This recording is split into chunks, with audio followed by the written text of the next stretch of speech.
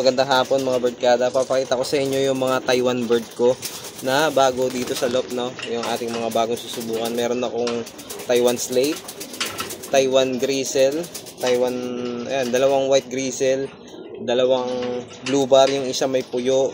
Tapos meron akong Taiwan na kulay brown din.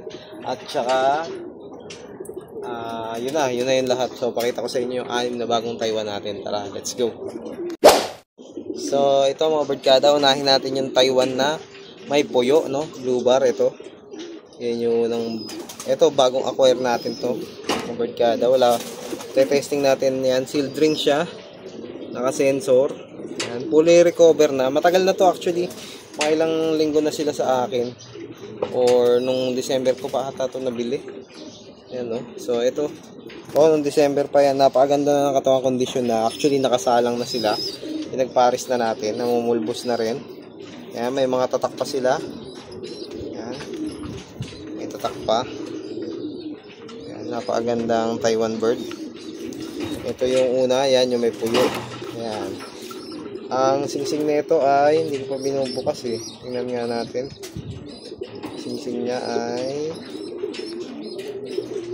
wag na, hindi na natin buksan.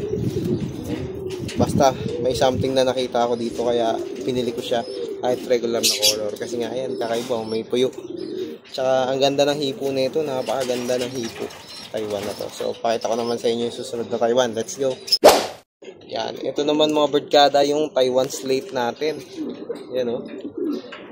Yan, napakaganda. Ito may itlog na siya mga birdkada. Napaitlog na natin to. Naka-sealed ring din. Naka-sensor. Yan. Sobrang solid ng katawan. Sobrang solid na rin. Ayan, may pares na to. Yan. Papalabas tayo ng napakagandang anak dito, mga birdkada. Slate. Ayan, may tatak pa rin siya. Yan o. Tatak niya. Ayan, yung tatak niya sa kabila. Ayan, o.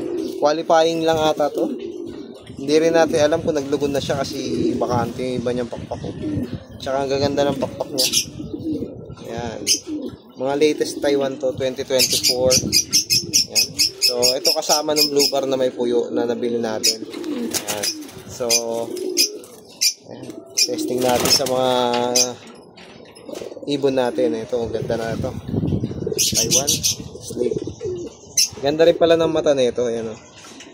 Yan, napakaganda. Napaka-solid. Taiwan Slate. Yo, mga birdkada, ito pa yung isang kasabay nung Taiwan Puyo, Taiwan Slate, tapos ito yung Taiwan Brown. Tatlo silang binili ko dito sa nagtitinda ng Taiwan dito, malapit lang sa amin, no? So, hindi ko na sasabihin kung sino. Yan, ito naman yung ating Taiwan Brown, mga birdkada, na bagong susubukan, no?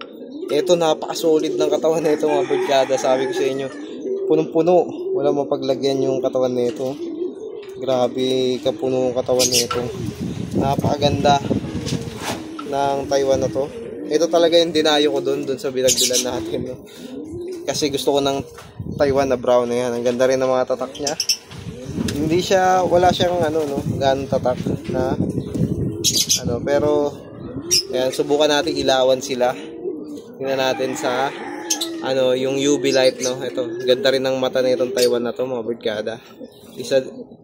Kinuha ko talaga to kasi na-inlove ako sa kanya. Ayan, napakaganda ng mata nito. Pang-infuse din natin sa mga pula natin, no? Pero for now, meron akong pinaris sa kanya. Malapit na to mag-itlog. Ayan, Taiwan Brown.